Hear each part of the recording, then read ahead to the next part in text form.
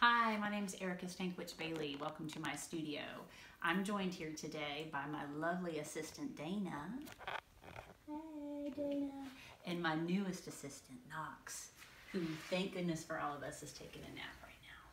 Because otherwise, he's crazy, y'all. Okay, anyway, you know, it's kind of interesting times right now, right? And we find ourselves all these years into the Southern Highland Craft Guild needing to have a virtual show for the first time.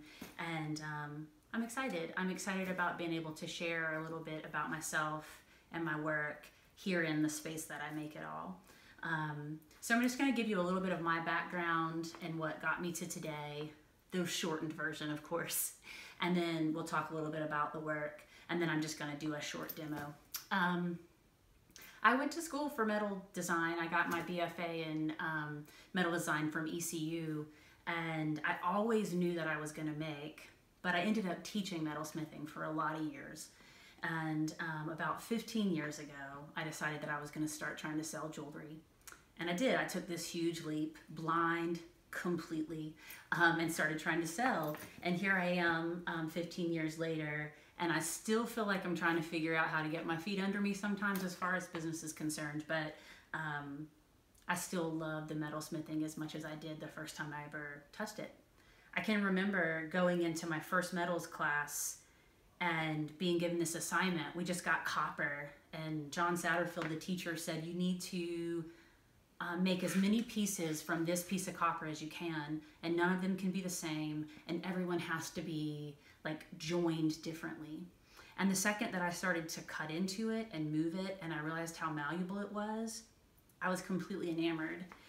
And I think the thing that I'm the most grateful for still is that I still feel that way today. Every time I sit down to work with it, I'm still in love with the way that it moves, the way that it challenges me sometimes, and also the way that I know it. So anyway, my work has evolved so much over the years. If you saw what I made 10 years ago, you would be like, oh, it was all hollow forms and all silver and no gemstones. And now I've really moved into all of these collections that are much lighter and do include a lot of gemstones. So Dana and I thought it would help if I just showed you a sample of some of my collections, and then we're really going to focus in on one. So these earrings come from my air collection. I named it that because all the pieces in this collection are light as air. They're really easy to wear. They, you know, just really have almost no weight to them, but they all have a lot of nice form. It's actually the pair. It's the design that I wear almost all the time, just because I love a big earring and it's easy. The next collection is going to be my Clime Collection.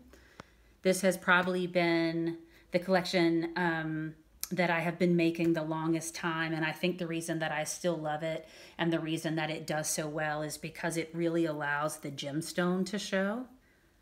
You can really just see these beautiful stones. So that's my Clime. Let's see. Next is going to be Forge.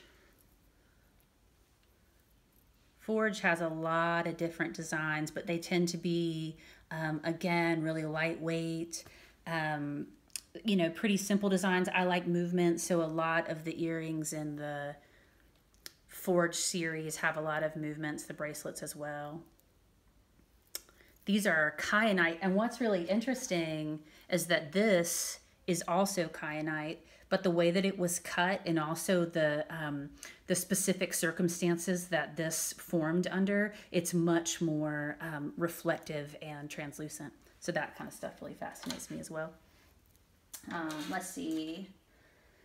Man-made geode. This is probably one of the more signature lines that I do. I started creating these geodes years ago because I have a fascination with gemstones and the way they grow, the foundations of things, where they come from. And I just thought it would be amazing to start to try to showcase what the earth does. So that's that series or that collection. I've got two new ones that anybody who's known me will not have seen before. I'm going to be introducing at the show a collection called Arch, which has a lot of just that arches, but you'll see a lot more hinged components in the pieces in that collection, and also some really interesting ways to house gemstones. That's the Arch collection. Another new collection that I'm really excited about is the Linear collection. Here's a pair of earrings from Linear, as well as a necklace. And again, you know, sometimes I can be pretty literal with my naming systems. But also in Linear, you'll see some more hinging. I really think a lot about the way that jewelry wears and how it feels. And so I like to think about what happens if it brushes against your scarf or anything like that. And then the last collection that we're going to talk about, and the one we're going to talk the most about, is my Fragments collection. I utilize some of the techniques that I use in Woman-Made Geode in the Fragments collection, but I'm really being much more true to the geometry and the geometric forms that the gemstones have naturally. Like I said, I am quite fascinated by how gemstones grow and how they're formed. So we have a bunch of samples of the Fragments collection out here, because what we're going to talk about today are these frames. We're going to talk really briefly about how I build these frames, how I bend them, specifically how I texture them, and then we're going to show the patination process at the end. We just wanted to give a little bit of insight. I love gemstones. This is this amazing example of blue sapphire. Really has a lot of like natural color variety. I don't know if you can see that there. Rubies. This is a combination of different gemstones: amethyst, labradorite, rainbow moonstone. And again, the reason that I chose this color combination is because amethyst naturally has a lot of color variety, so I like to show that in my work, pay homage to what those stones like to do naturally. This is some newer work where I'm building frames within frames and starting to explore my interpretations of the crystalline structure of the gemstone in a more specific way. And then we ended up with the man-made geode in there too, but it still does a great job of showing us that frame and some of the natural color variety. So what we're gonna do is kind of try our best to do like a cooking show version of my process. So I have some things set up along the way. So we're gonna kind of turn around here and go to my bench. Let me just grab one of these frames for us to look at. Let's see. We'll use this one. Okay. So one of the things that really changed when I started making fragments was that I really wanted angles. Okay, I didn't want the same rounded edges that I was using in man-made geode. I wanted these really crisp angles. And so in order for me to get that, I cannot just bend the sterling silver like I do when I'm making man-made. I have to score and bend. Okay, so what does score and bend mean? I'm going to start with my material, like this is sterling silver. And if I were to just try to bend this, it would make a really rounded bend. So I need to remove material. I don't know if we're going to be able to get in on this, Dana. Can we see that? Oh, yeah. Okay, awesome. I need to remove material. That's the scoring part. Okay. Like this. She's helping me. Yep. All right. Okay. Oh, yeah. All right. Can we see all that? Mm-hmm. All right. So when I remove that material, it allows me to create these really nice crisp bends, right? So I can get these beautiful angles in my frames. Okay. So if this was a shape that I was really excited about, I have to take, I'd have to clean it up. I'd have to solder it next. We're going to skip all that part. Okay. So we're going to imagine that we've cleaned up. We're going to fast forward to having a shape that we've scored and bent, and then we've soldered at every intersection. Okay. And the reason I have to solder at those scored and bent intersections is if I didn't, this wouldn't be strong, and now it's strong. Okay. So we scored and bent. Let's get our things in order. We soldered. Next, I would need to clean up. I know this one's not scored and bent, but clean up my solder areas, make sure I don't have anything that I need to sand off. And then it's time to hammer. I use this hammer texture on a lot of my work. The reason that I use this hammer texture is because I love liver of sulfur. That's what makes the silver darker. And I feel like when I add texture, it gives more, you know, more interest to the surface of my pieces. It also emulates in my mind those rough edges that you see on a geode. Okay, so we've got these frames that we've built, and I just wanted to kind of show you guys how I do it. I use this beautiful little hammer. I don't know if Dana's going to be able to get it, but just a little insight into how I feel about hammers. I love them. And I have a different hammer for, you know, every day of the month just about. But I do use this one an awful lot to create these textures. So let's see. I've got a lot of the texture hammered onto this one already, but we just wanted to give you a little look. I always make sure as I'm hammering along to kind of go back over and overlap what I'm doing, because I really do want to make sure that I'm getting good coverage.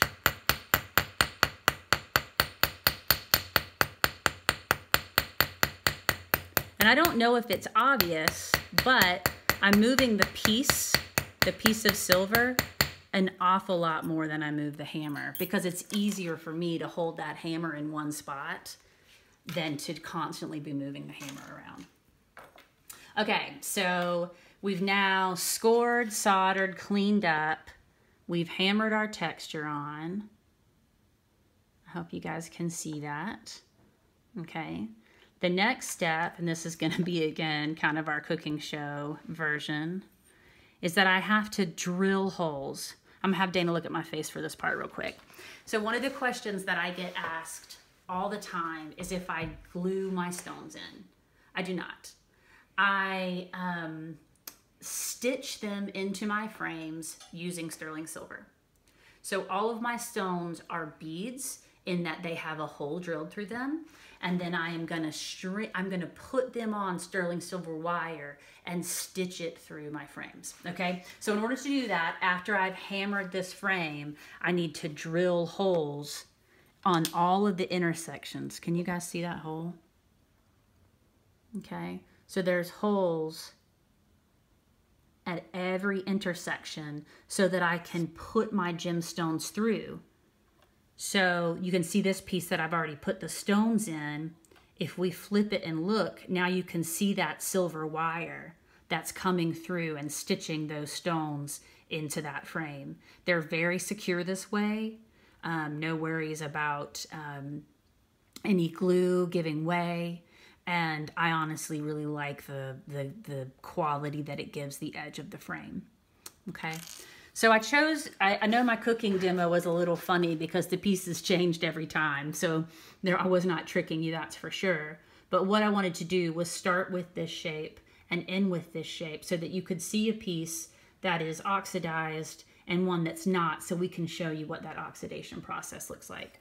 So I'll put those right there. I'm just going to grab a couple things.